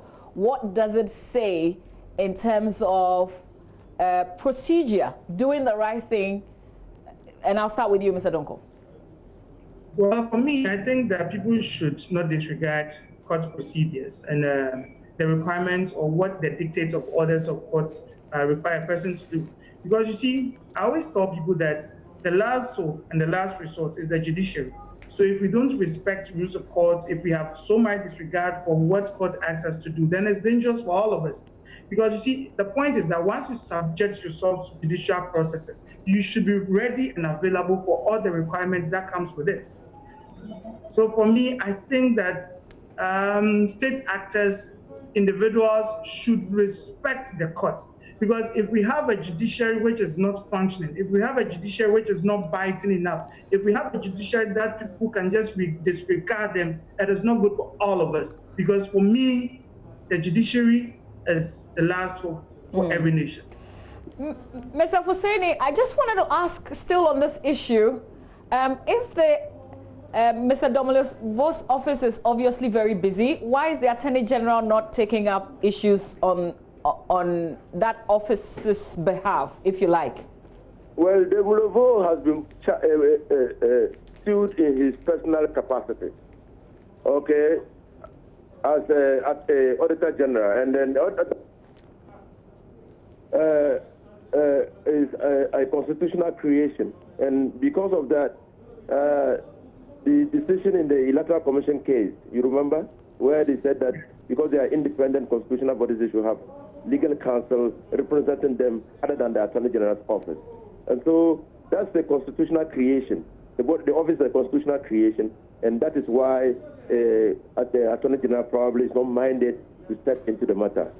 Because I was just to be controlling and directing the affairs of the audit service, contrary to the provisions of the Constitution. Because I was just wondering how he would miss the fact that he had 14 days within which to file a piece of documents, and he missed that. He would just have to instruct his lawyers. He doesn't need to go to court to file those documents. He instructs his lawyers. And I'm sure because of the contempt proceedings brought against him, the lawyers would have been preparing the documents to file same. And I should think that Mr. Domolovo will be well advised to file them within the 14 days. Well, I pray that our attention is not only on the contempt case, but we also are mindful that there is a substantial case. And for me, that is what is most important. The contempt case is important for us to understand that it establishes the principle that no one is above the law. Absolutely. Okay. Yes. So for us, the court extended some degree of respectability to the office of the Attorney General when he said that, well, he was in contempt, but he should go and sin no more. That's a conviction, you know that. And but a caution is a conviction. But then he was not incarcerated in the view of the court. So clearly, the signal has been sent that nobody, unless the law makes it like in the case of the president, the law makes it mandatory that there is a prohibition against bringing the president to court while in office. But no one in this country is above the law. But in terms of the punishment that came with it and the explanation that the judge gave, what do you make of that? Well, I think that is good. It's a right signal that, look, you have duty to the court, and you cannot hold the court in contempt, no matter how busy you are, no matter how important your office is, that you must always answer to the invitation of the court, and you must abide by and try to live up to your responsibilities in ensuring that you file the necessary processes in court to ensure an expeditious trial in the matter in which you are involved. So I think it's a good principle that the court has established. Yeah, Mr. Donko, you want to say something? Yes, sir. Go ahead, please. Let's also use this opportunity to commend some of our judges. I mean, there have been a lot of times where most of them have come under criticism and bashing, where they also deserve some commendations. I think we should give it to them because this is a whole Auditor General. I mean, a very big state actor, a very big office, a constitutional office, and Mr. Domelevo in himself is a huge stature.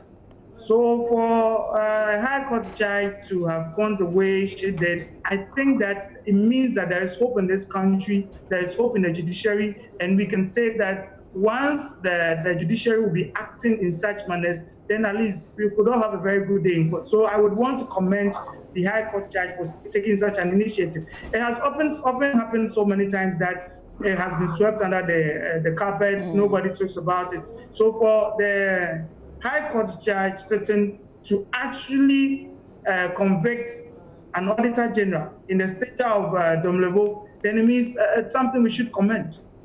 Appropriately so. Justice Efia Asare Boche, always doing such a great job, comes across as a very diligent, fearless personality as well. But I also want us to, before we end, one more issue.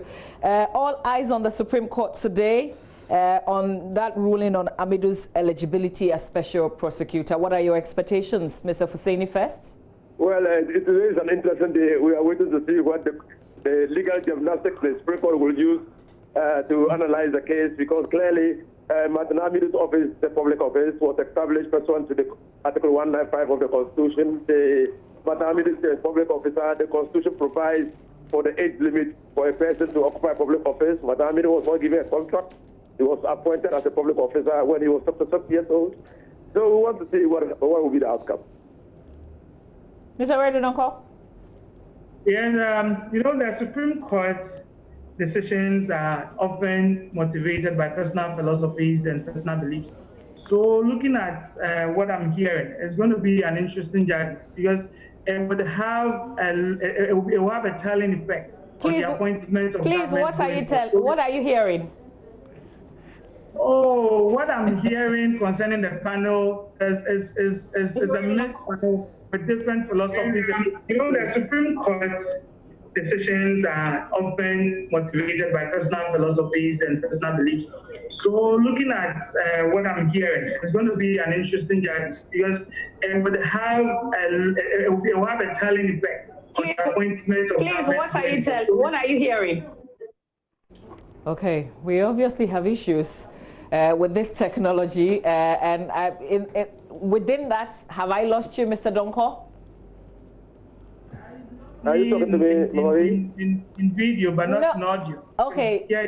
Mr. Hussaini, not to you. Mr. Donko, quickly wrap up on that submission for me. Well, I'm saying that it's going to be interesting because its effect is enormous, because it's going to affect the appointment of governments going forward. And for some of us who are young and believe that at a point in time, the young should be looked at, we are looking forward to this decision of the Supreme Court. Okay, great. And we can't wrap up without talking about two great lawyers who also appeared before the Vetting Committee of Parliament.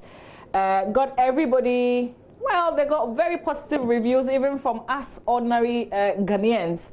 And obviously, members on that committee were also impressed, so they approved. Mr. Hussaini, this report will come to the plenary. Yes. There is a notice inviting us to Parliament on the 19th of May. I believe that is barring any last-minute hitch. If we are able to go to Parliament on the 19th, I'm quite sure the report will be laid in Parliament, and probably the next day or the day after we will take the report. But clearly, Mr. Bonsu, Herita Mr. Bonsu, my own lecturer, professor, was in a class of her own. I've always known that she would be in a class of her own. I mean, she was nominated to serve at the International Apex Court, and somehow she didn't get the required nomination. And she distinguished herself. You could see the law in her flowing at will without effort. I think that when I'm given the opportunity to talk, and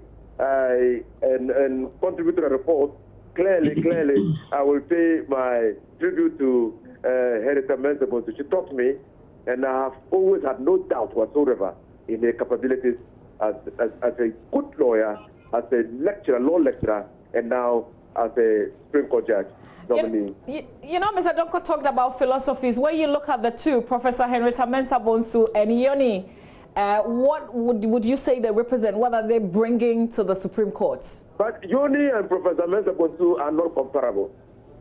They are not. And I don't know why you are seeking to compare the two. No, I'm not comparing. I'm just saying as individuals going onto the Supreme Court, what do they bring? Well,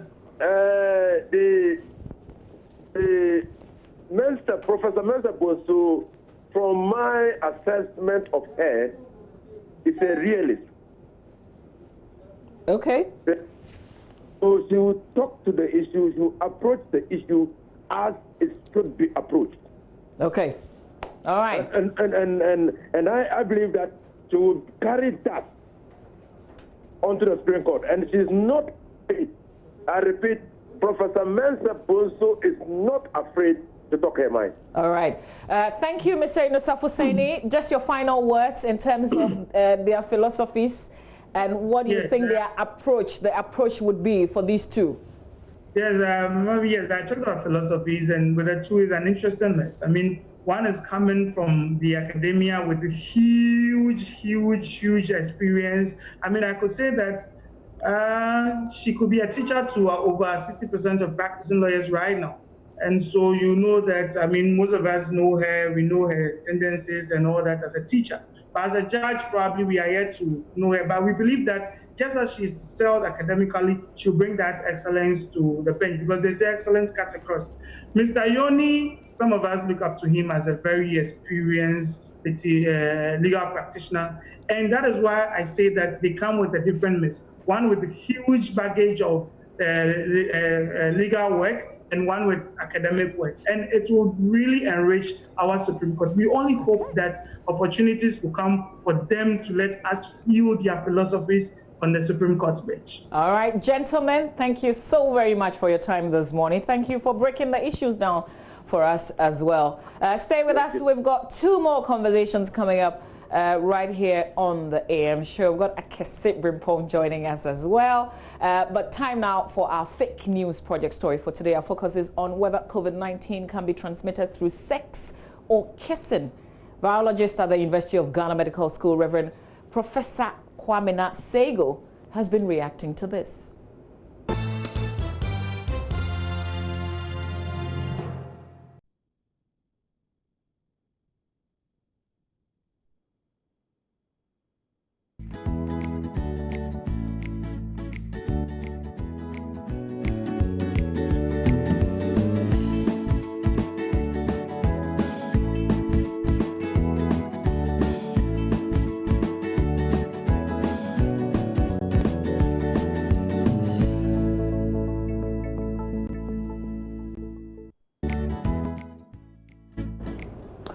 Well, so subsequently, apart from the bigger figure of over 5,100, we also do know the situational report of how the cases are by regions. And you saw that of Greater Accra. Western North has 56, the Western region 52, Volta and Upper East with some 33 and 26 cases respectively. But we also do know there have been reported cases, at least Bono still has 1, Northeast 2, Northern region 16, the Upper West region 21, and OT with 24.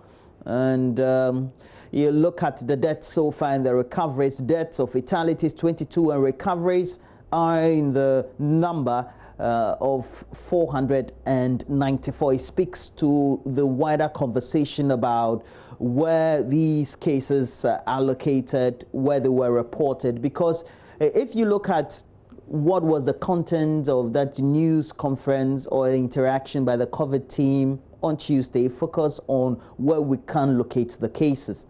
it also means that the cases, because they are in the communities, need to be well identified. And we do know that the contact tracing team had been doing a lot of work. That's where we started the bigger conversation. Should we be worried? Because from the last press conference, now we have a wider picture of the many hotspots that have been identified by the COVID team and what needs to be done to make sure that everybody is on board. So Professor Eugene Marfo-Date is head Department of Population and Health, the University of Cape Coast, joining us on stream.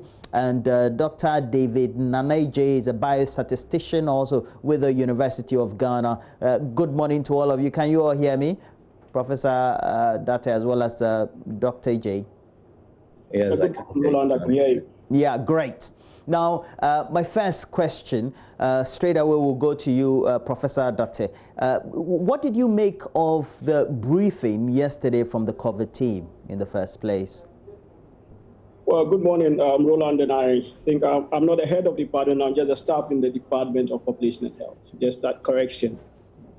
I think it's important we now understand what I call the geography of the pandemic in the country, because once we are very much aware of the hotspots, it will help with programming. We'll be able to design the appropriate programs to target these communities so that we can help fight the pandemic. And to you, Doc, where do you think we have fallen short? If you look at now, we know that the community case counts and the hotspots seem to be closer to us here in Accra than we think. All right, so good morning to your listeners once again. For me, yesterday's presentation was really exciting, and we have come to a point that I think as a country, we need to pat ourselves on the back for what we've been doing.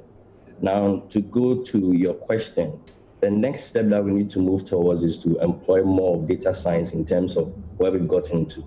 Now, the reason I'm bringing in data science is because all along as a country, all we've been doing is to identify those who have been exposed, do the contact tracing, also increasing the number of tests we've been doing. And this has been very efficient and very good for us.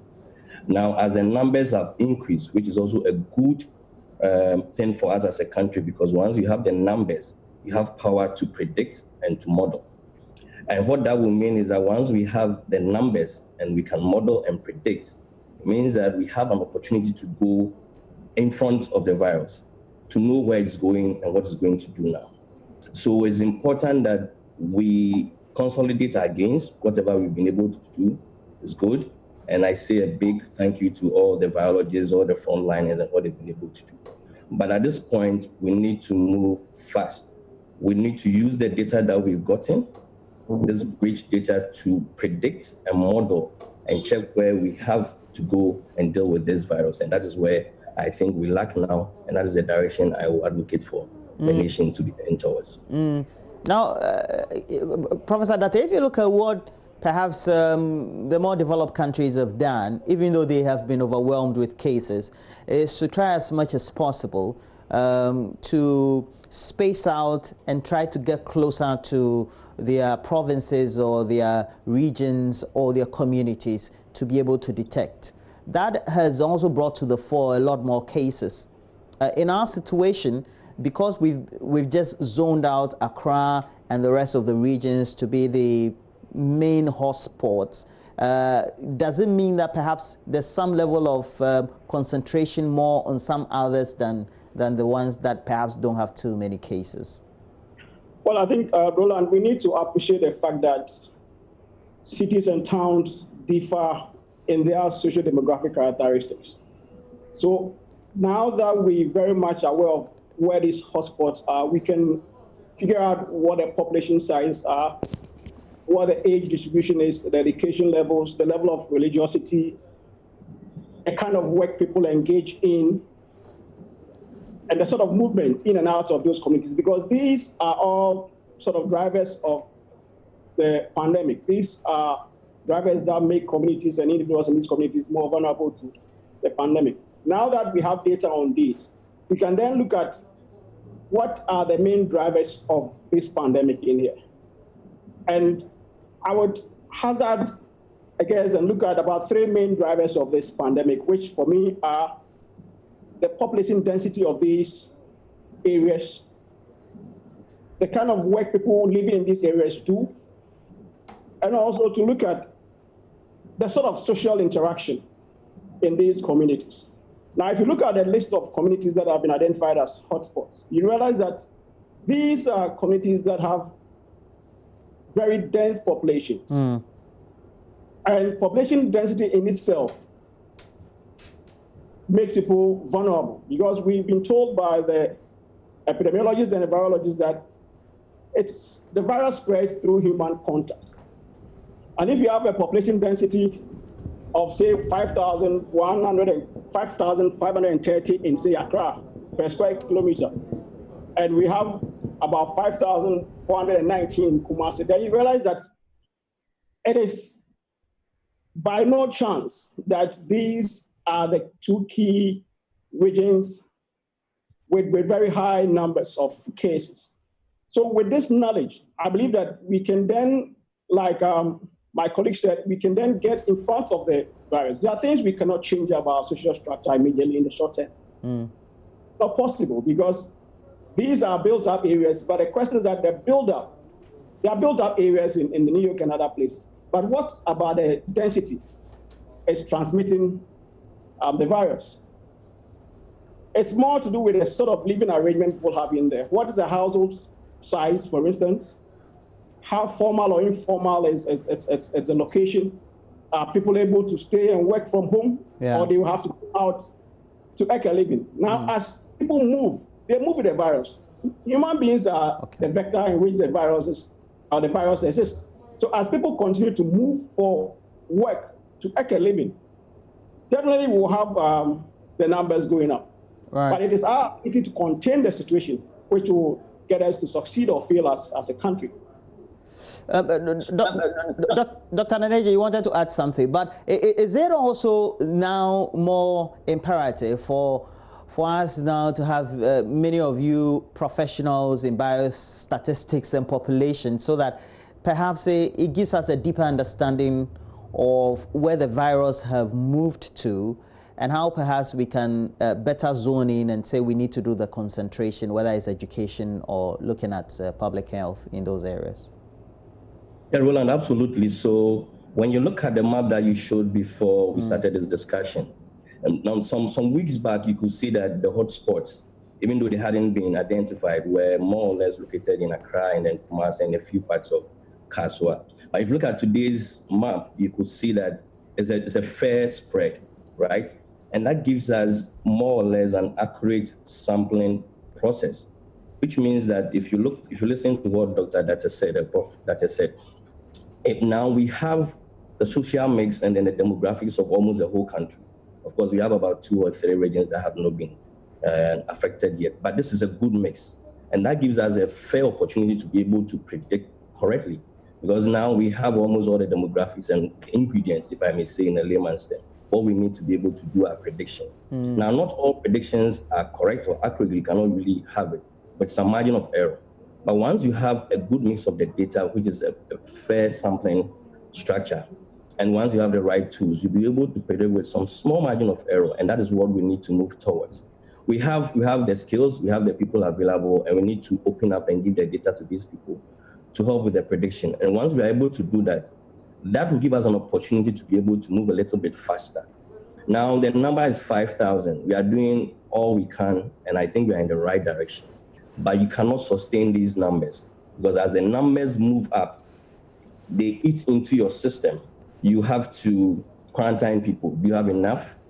Do you have enough PPEs? So you cannot hold on to this for long, and therefore you need to move up the system and try to be there before the virus gets there, and that will help.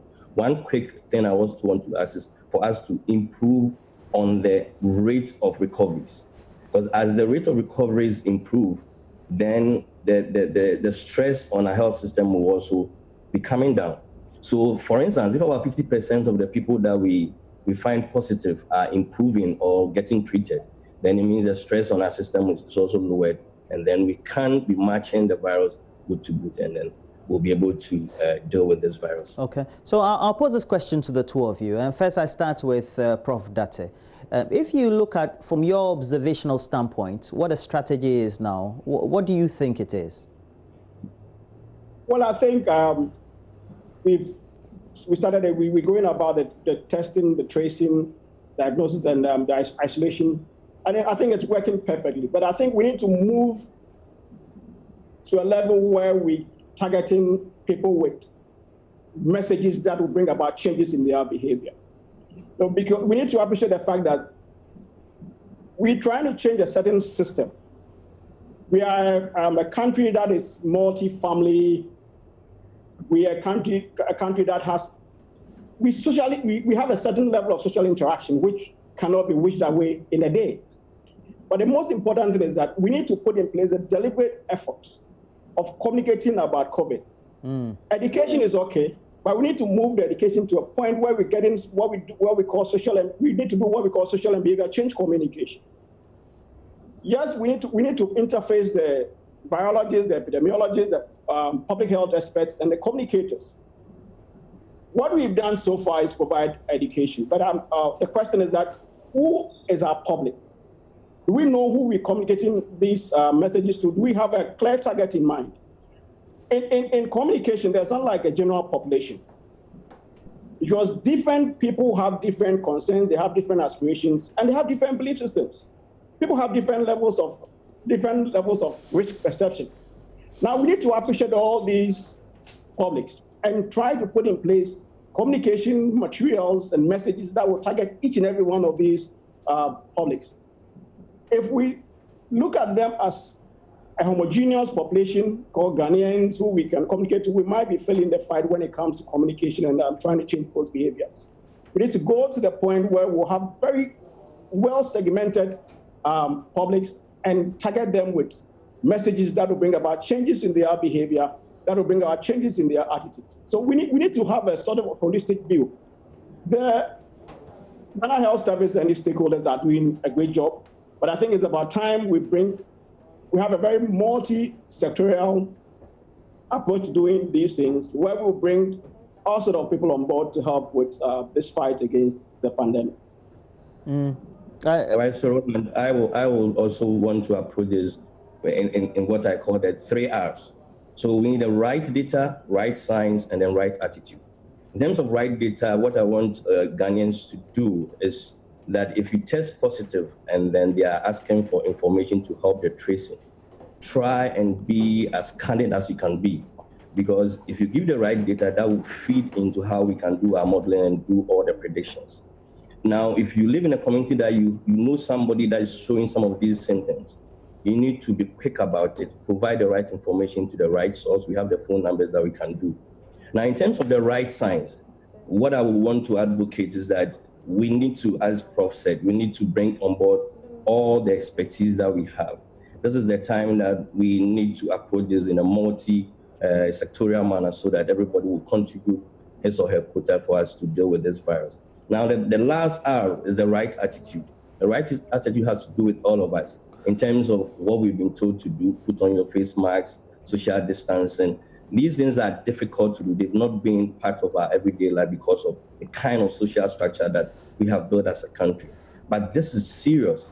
This is a way that we can deal with this virus. And it's almost, let me say, it's almost free. Once you have your nose mask, social distance, what do you need? All you need is the right attitude. So Ghanaians, we should all try to put in the right attitude.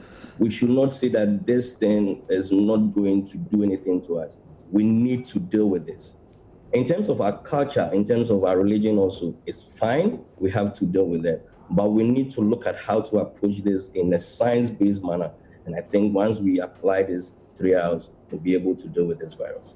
Thanks. I have to stay with you, Naneje. If you take a look at what the extrapolations are in the West, they're able to tell you which minority groupings, which groupings within the demographics are most affected, whether by fatalities or first-time infection, recoveries, and all that. Is it now time for us to start doing that? Absolutely, absolutely. This is the right time for us to do that. So if you look at what the Ghana Health Service has been providing, it's a process. We've been moving along, but this is the time that we need to break the data into those portions, and that will help us. Don't forget we are disadvantaged because of the kind of resources that we have, and therefore we cannot go testing, screening the whole country. This is the time we do targeted approach in terms of the interventions. So once we know the demographics, let me take the last establishment that we had this high infections, the industrial area. Now, that gives us an insight. 1,500 plus, and about 500 of them got infected. That gives us about 30%. That tells us that in Ghana, when we talk about confined establishment, we know that possibly, give or take, we have about 30% infection rate when you talk about establishment like banks, markets. These numbers speak to us, they give us insights, and therefore we need to start bringing them up into those portions. And that will give us a fair idea of where to target, because we don't have the resources, we don't have the time. A typical example is that contact tracing. We are entering, or we are already in the raining season. This is going to slow down the contact tracing. If it rains the whole day, and then you have to trace somebody, it's going to slow you down. So we need to use these numbers and do a targeted approach, and that will help us in terms of the cost, in terms of the timing, and then we'll be able to deal with this virus. Okay, let me give you the last word, Professor Dotte. Now, moving on to the next step is that we need to keep these demographic data and the extrapolations out there. But how would it help these publics or these groupings to be well aware of their health? Well, I think that it's important. Like we have the data. Now, as Nana said, once we have the data, now we need to break up the data into finer details. Okay. We know that majority of the cases are coming from workplaces. What are these workplaces? Who are these individuals who are having? Now, you're looking at the locations that we have. We have for Ashanti region, I think it's coming from Obuasi. What happens in Obuasi? From Greater Accra, where are the numbers coming from? Now, with this appreciation, the next level is to get people to change their behavior. There are things, protocols we need to observe, but people will not observe these protocols just like that because they have a certain behavior. If you're telling me to wear nose masks, what am I losing? There's an opportunity cost for wearing the nose mask. But how do you get me to appreciate the fact that to wear the nose mask, I'm not saving somebody else's life, but I'm saving my life. So in trying to change people's behavior, you need to communicate a benefit to these people. What benefits is in there for me if I wear the nose mask? What are the benefits that I will derive if I decide to wash my hands regularly? Now, to get all these things working also, we need to also look at how to target people's minds and their hearts. But in doing this, we should ensure that we don't elicit negative emotions, because negative emotions will give us stigma. We need to look at this whole process of communication about COVID and to move it from a point where we're just giving people education to a point where we are changing people's behavior. These protocols, are people abiding by them? Do we need to begin to enforce them? Yeah. What do we need? So we need to be more, we need to have a very effective and aggressive communication campaign. I think, but as of now, I'm not seeing that. There are a few messages in here, there are a few text messages we get from time to time, but this is the time we need to use communication as a tool to target this virus, because it's a social thing. People's behaviors must change. There are things we cannot change in the short term, but there are things also we can change in the short term. Okay. Can we get all the people communicating about the virus doing the very things they are asking people to do? All right. Well, we have to end the discussion. And thank you very much. It's been very insightful. And I know that we will broaden these subjects subsequently on other programming on the channel. Professor Eugene Dotte, Department of Population and Health, the University of Cape, was helping us there. And alongside, we had a biostatistician from the University of Ghana. And Dr. David Nana Eje also helped us. And I have to say good morning to the two of you. I wish you well for the rest of the day. But in the meantime, also good morning, Dr. Samuel Esiambedu, also of the University of Cape Coast, and helping us over the period. But let's take a break. When we come back, Akese Brimpong is right here.